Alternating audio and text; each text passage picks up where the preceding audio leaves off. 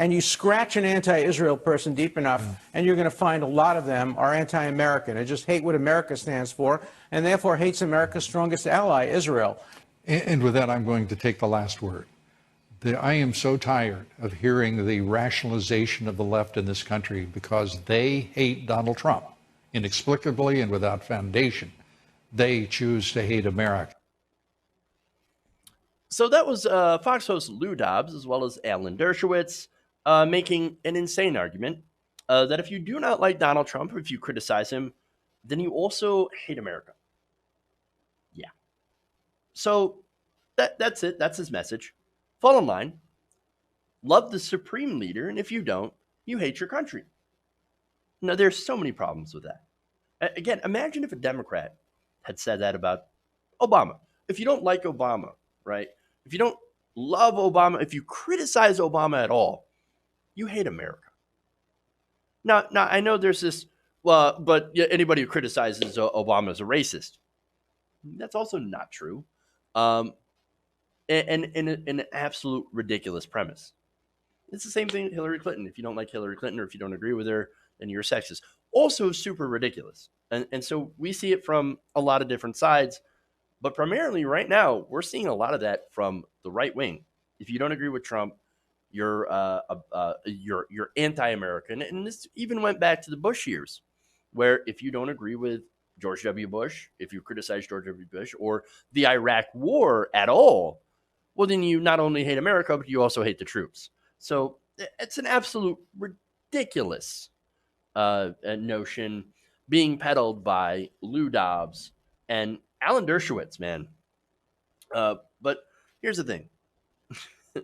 Now, I have a strong dislike of President Trump. I think that's obvious, right? But contrary to what Lou Dobbs and Dershowitz were saying, it actually is founded. It's founded on his embrace of white nationalism, greed, and bigotry. It's also founded on the fact that under this administration, we've been locking children in cages, pardoning criminals like Joe Arpaio. Not only that, but you have the constant lying, the giving trillions of dollars to the wealthy and corporations, while regular people continue to struggle under student loan debt, stagnating wages, and poor worker representation. Not only that, but you have the massive trade war with China, which is hurting not only farmers, but also truckers, regular people in the economy, on and on and on. You can look at this stuff. These are actual policy positions as well as things that he has said that are really good reasons not to like this guy. But again, you ask Lou Dobbs and Alan Dershowitz, they look at all this stuff and they say, let me give me some of that. Ooh, I love what he's saying. Especially what he says about the Mexicans being the rapists and criminals. Oh yes, love that about immigration. Just give me those tax cuts. That's what they love. Now, one more thing to address, right? So they mention that Democrats are the party of hate.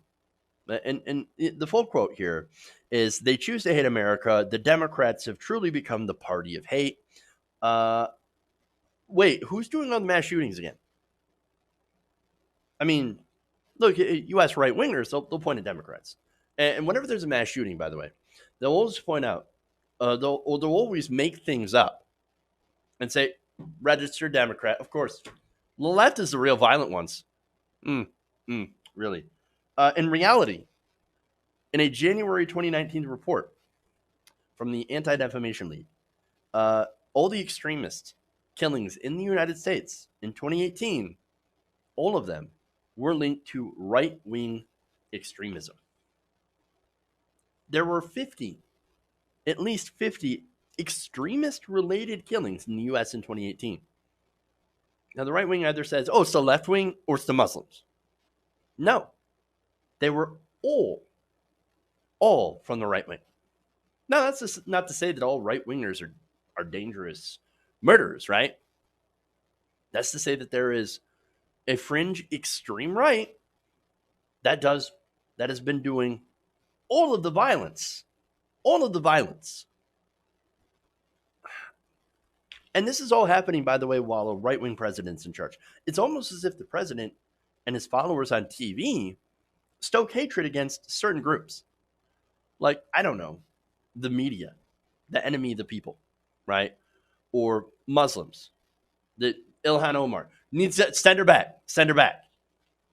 Or Alexandria Ocasio-Cortez, or all of these, different groups that are not part of his base.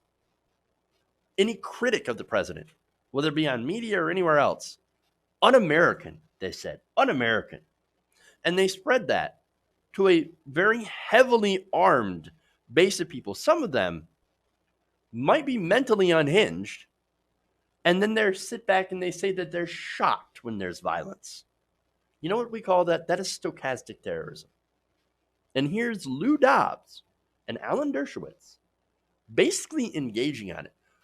I mean, look, you can have a disagreement with someone and say, I don't agree with what you're saying. I don't agree with that you're criticizing the president unfairly. Okay. But to say, no, they choose to hate America. Those were his words. They choose to hate America. They are the party of hate.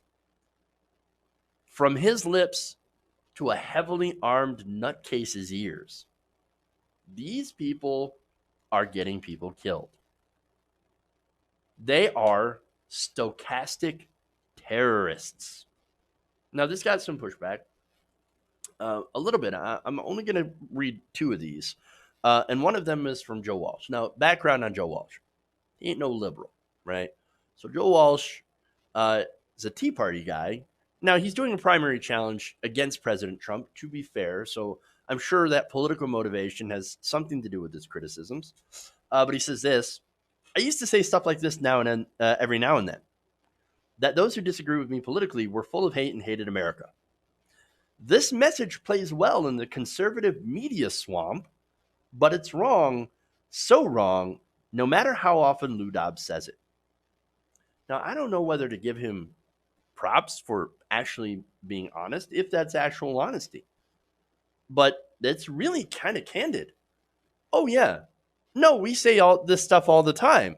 It plays well in conservative media. I think that's the biggest bit of honesty I've seen from a right-winger. Like, yeah, we know this is crap, but we say it because the base eats it up. So we keep saying it. But yeah, we know it's wrong. How bad of a person is Joe Walsh? Again, that admission tells a lot about what you have to do as a Republican politician to actually get traction, not only in conservative media, but with the base as well. It plays well in the conservative media swamp. Really interesting. Now, the next one, not from a liberal. Cisco Kiddo said this: Trump is not America.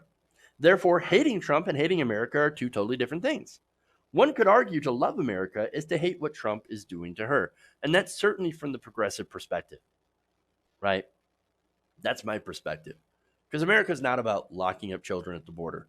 It's not about treating people so badly in these what are essentially concentration camps, that they get sick, that even they even die.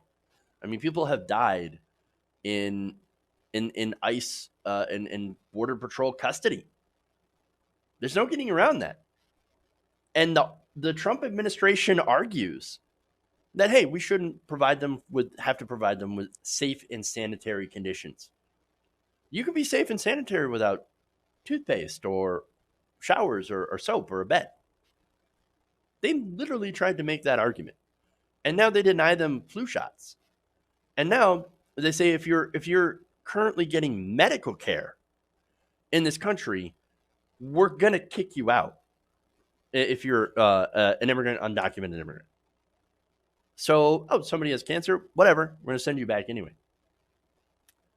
Look, it's disgusting what we're doing, what they stand for. So absolutely, I hate what the president and what the Republican Party is doing to this country.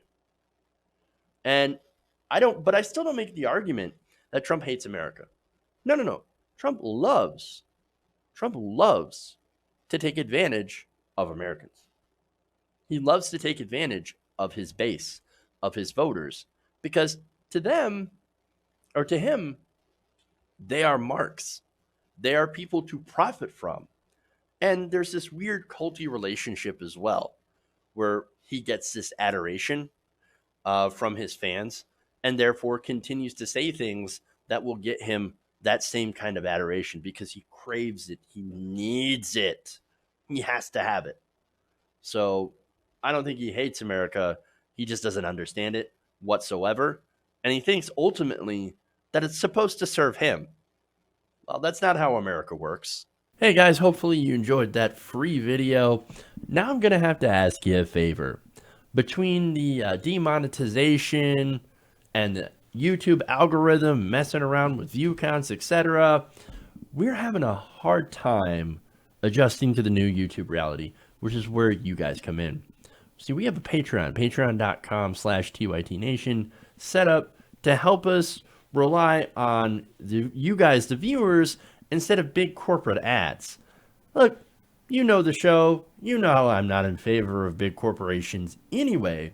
So help us transition away from relying on the ad model to pay the bills and sign up to be a patron, patreon.com/TYTNation. That goes a long way to help us keep the lights on. And you guys will know that you're supporting independent, progressive media.